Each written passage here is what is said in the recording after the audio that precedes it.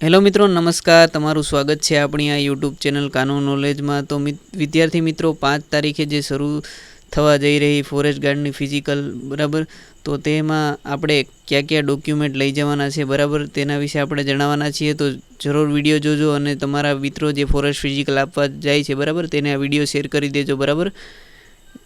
તો શરૂઆત કરીએ મિત્રો વિડીયોની. તો મિત્રો, આજે જે જાહેર નોટિસ આવી છે જે ફોરેસ્ટ ફિઝિકલમાં કયા ડોક્યુમેન્ટ લઈ જવાના તેની આપણે ચર્ચા કરવાના છીએ. તો મિત્રો, ધોરણ 10 અને ધોરણ 12ની માર્કશીટ અને શાળા છોડ્યાનું પ્રમાણપત્ર, પછી છે NCCનું સર્ટિફિકેટ તમારી પાસે જે હશે, બરાબર, તમે જે ફોર્મ ભરતી વખતે નાખ્યું હશે તો લઈ જવાનું, બાકી નહીં, બરાબર.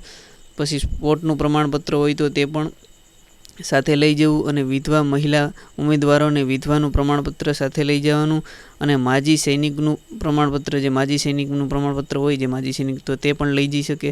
અને નોન ક્રિમિલિયનનું પ્રમાણપત્ર, બરાબર, નોન ક્રિમિલિયન જેને જે કાસ્ટવાળાને લાગતું હોય તેને લઈ જવાનું, બરાબર. પછી છે સરકાર કચેરીઓએ જે તે વિભાગને જાણ કર્યા અને મંજૂરી મેળવવા બાબતનું પ્રમાણપત્ર લઈ જવાનું છે તમારા મિત્રો. પછી છે SC ST વાળા નબળા પછાત વર્ગોના માટે જાતિનું પ્રમાણપત્ર હોય, એને SC ST વાળાને નોન ક્રિમિનલ હોય, બરાબર, એટલે જાતિનું પ્રમાણપત્ર લઈ જવાનું. અને કોમ્પ્યુટર જાણકારી અંગેનું પ્રમાણપત્ર, એટલે CCC જેણે કરેલું હોય, બરાબર, તે.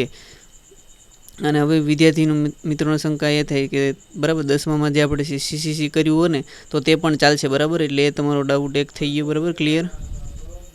તો મિત્રો, આટલા જે ડોક્યુમેન્ટ છે તમારે સાથે લઈ જવાના છે, અને આની નકલ પણ સાથે લઈ જવાની છે. અને નકલમાં તમારે સ્વપ્રમાણિત, એટલે કે તમારી જેટલી નકલ છે તેમાં તમારે બધાને સહી કરી દેવાની છે બધામાં, બરાબર.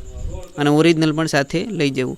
તો મિત્રો, આટલા ડોક્યુમેન્ટ સાથે લઈ જવાનું ભૂલશો નહીં, બરાબર. અને તમારા મિત્રો જે ફોરેસ્ટનું ફિઝિકલ આપવા જઈ રહ્યા છે તેને વિડીયો શેર કરી દેજો, બરાબર, એટલે તે પણ આટલા ડોક્યુમેન્ટ ભૂલશે નહીં, બરાબર. મિત્રો, કાંઈ પણ પ્રોબ્લેમ હોય તો કોમેન્ટ જરૂર કરજો. જય હિન્દ, જય ભારત.